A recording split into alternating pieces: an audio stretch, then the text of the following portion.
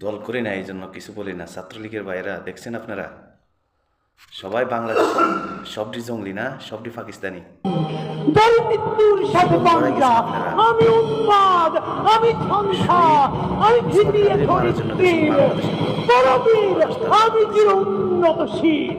আমরা আমার বয়সে জিয়া রহমানের জানাজাটা আমরা দেখি নাই, কিন্তু টিভিতে দেখছি, ভিডিওগুলো দেখছি।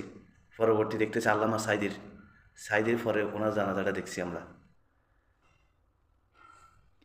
কি রাজনীতিক, বাংলাদেশে কোন এমপি মন্ত্রী মারা গেছে, এত মানুষ হয়েছে, সবার জন্য দোয়া আছে তার জন্য। এই জন্য মানুষ পাগল হইয়া তার জানাজাতে শরিক হয়েছে যাইয়া। সবসময় একটা মানুষের মারার আগে চিন্তা করার দরকার ছিল। রাজনৈতিক মতাদর্শ সবার হইতে পারে, সবাই এক একজন এক একটা দল করতে পারে, সমস্যা নাই। একটা মানুষের কাছে কিভাবে একটা মানুষ ফ্রি হয়, অন্তরের ভিতরে এই মানুষটা যায়, অন্তরের ভিতরে আসে, বোঝা যায়। কি রাজনীতি করতেছেন আপনারা, এই মানুষটা দিয়ে এখনো আপনারা ফেসবুকের ভিতরে, অনলাইনের ভিতরে দল মৃত্যুর সাথে পাঞ্জা, আমি উন্মাদ, আমি ধ্বংসা, আমি ঝিটিয়ে ধরি তীর, পরবীর, আমি চির উন্নতশীল। পাকিস্তানি, ইন্ডিয়ানি বলেন, পাকিস্তানি বলেন, রোহিঙ্গা বলেন, জঙ্গলি বলেন, দেখছেন আপনারা মরলে আপনাকে হাড্ডিতে কুত্তেও বিচ্ছে খাইতে পাইব না, কুত্তেও বিচ্ছাইলেও পাইব না, এটা হজম হয়ে যাবে।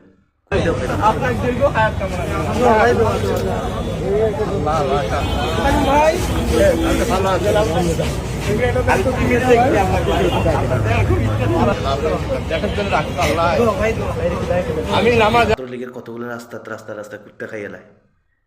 কি রাজনীতি করছেন আপনারা, শিখেন এগুলা। সবাই তার জন্য দোয়া করে। দেখেন ভবিষ্যতে তারে জাতীয় কবি হিসাবে উপাধি দিব, দেখবেন। জাতীয় কবি হিসাবে বাংলাদেশে উপাধি দিব তারে, দেখবেন।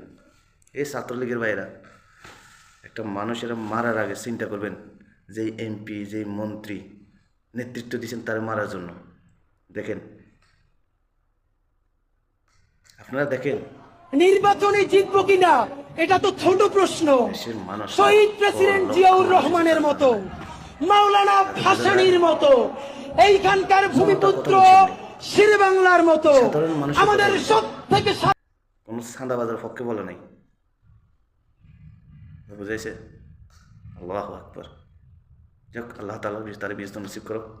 কিন্তু হারাম খাইব যারা, এগো সমস্যা দেখেন, আর যারা হালাল খাইবে এগো সমস্যা দেখেন।